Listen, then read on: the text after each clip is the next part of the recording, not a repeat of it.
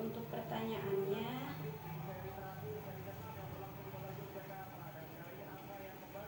nu tami nama panginten ka ibu heula. Iya.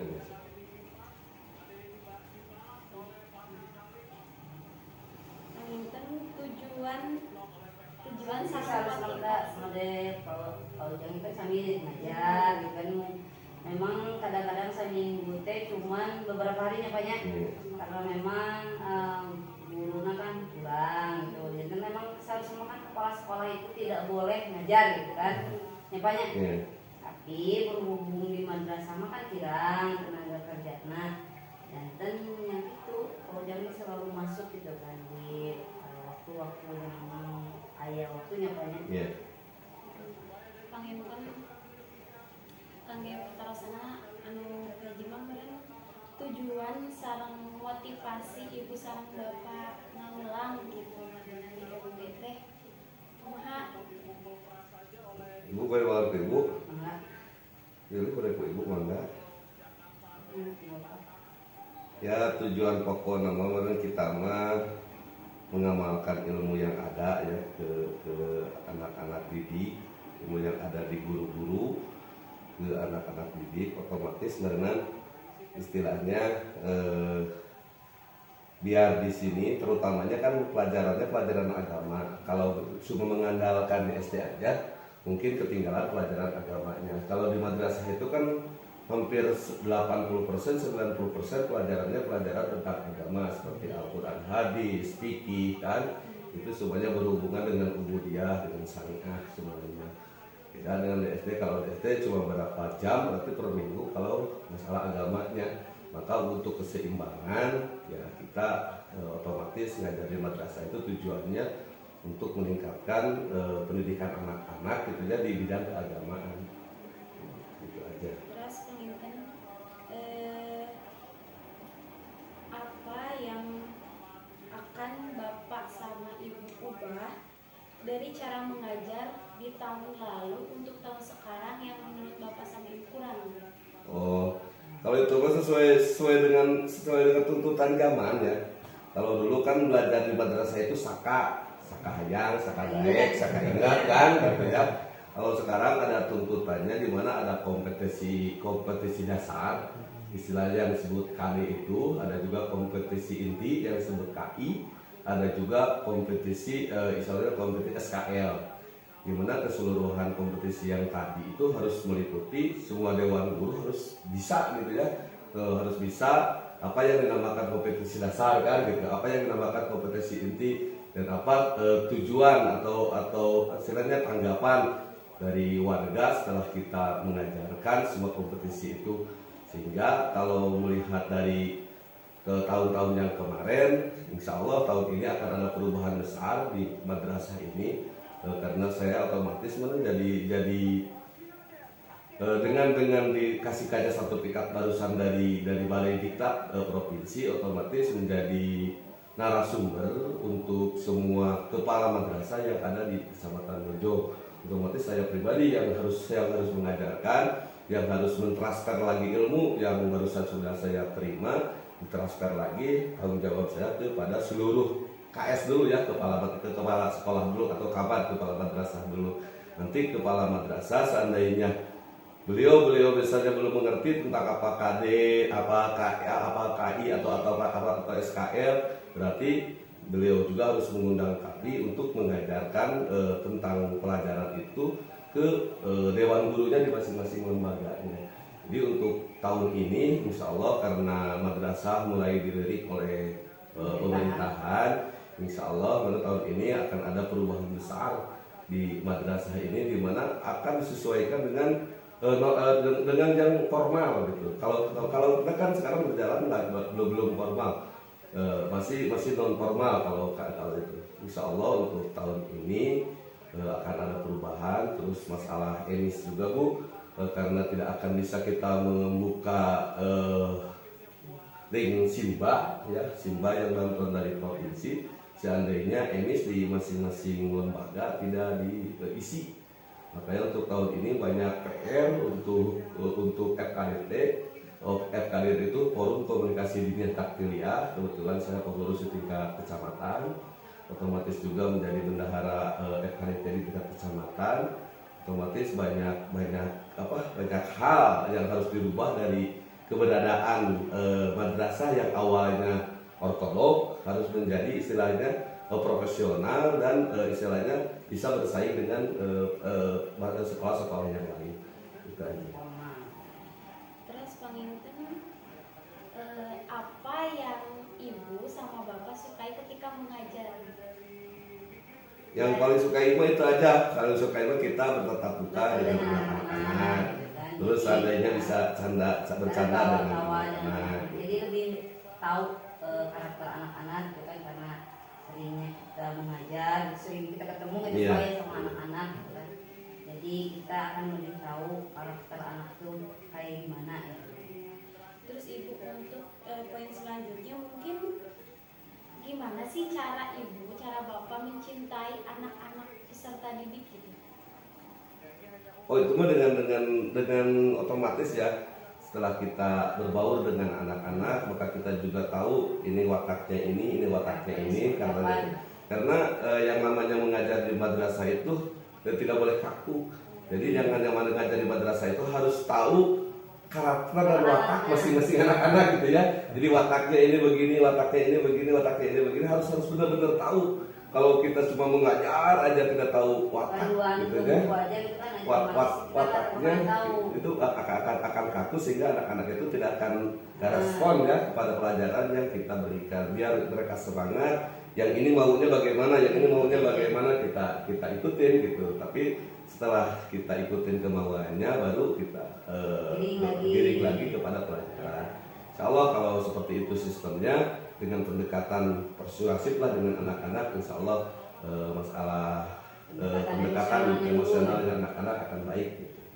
Tadi kan udah bicara tentang apa namanya, tentang suka atau enggaknya mengajar, tentang alasan kenapa suka mengajar. Nah mungkin sekarang kebalikannya. Yeah. Nah apa tidak yang sukanya. Ya keluhnya lah gitu, kalau simpelnya lah gitu.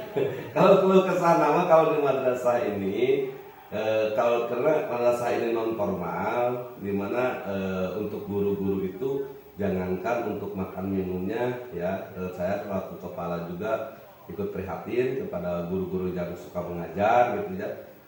Cuma paling bisa juga mengasih buat penggantian bensin aja buat mereka, itu yang paling keluh kesahnya. Tapi alhamdulillah dengan niat ikhlas, dengan niat istilahnya ibadah, dan niat mengamalkan ilmu juga dari guru-guru yang ada, alhamdulillah mengajar dan belajar itu berjalan lancar walaupun nggak ada upahnya gitu. Itu yang paling keluh kesah di madrasah itu masalah untuk pengupahan ke dewan guru gitu. Walaupun mereka tidak menuntut kepada kita, tapi kita selaku pengurus kan tetap memikirkan bagaimana untuk kesejahteraannya. Jauh dari sejahtera lah, misalnya kegantian bekas kerokok, bekas minum kan gitu di madrasah. Kadang-kadang spidol juga beli masing-masing ya Pak ya. Kadang-kadang spidol harus ada buku, harus ada apa gitu ya, buku kurikulum, buku apa-apa. Kadang-kadang kita kan nggak tega juga harus minta ke orang tua ya untuk beli buku panduan di madrasah yang harganya juga lumayan lah, 1 juta per 1 paket itu.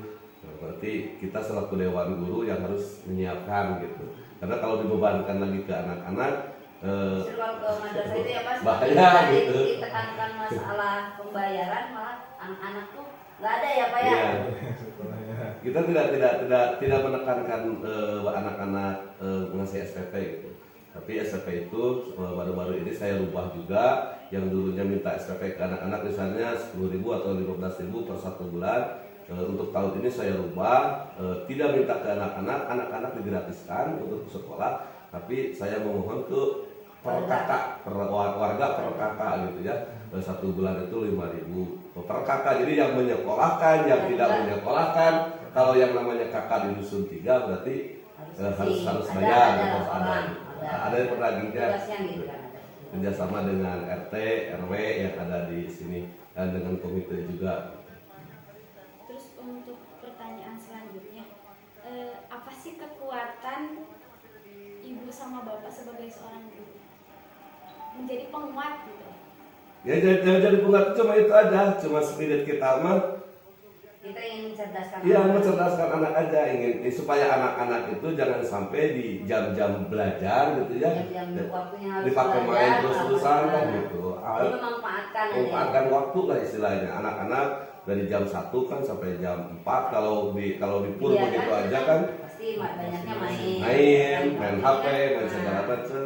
Tapi dengan adanya guru, dengan adanya madrasah, insya Allah anak-anak itu dikasih ilmu. Terus apa yang ibu sama bapak rasakan selama mengajar gitu ya?